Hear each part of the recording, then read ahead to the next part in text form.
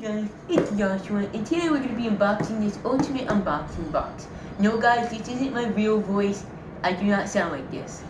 So, I got this at Gamestop. It's supposed to have a $30 value, but I got it for $9.99. So let's open this box.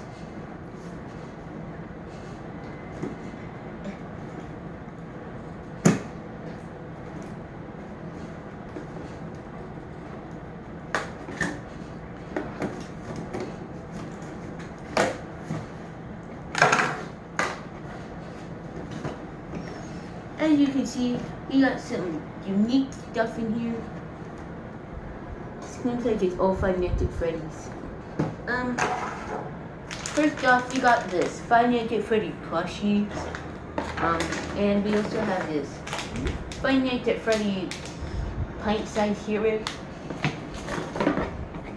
This Five Nights at Freddy's pen. And Five Nights at Freddy's keychain with a lanyard. And finally, the big boy, the Five Nights at Freddy's Funko Pop. Well, this is the end of the video. This box, I don't see how this could be a $30 value, but you get quite a few things. So please like and subscribe down below, and thanks for watching my videos. Bye guys.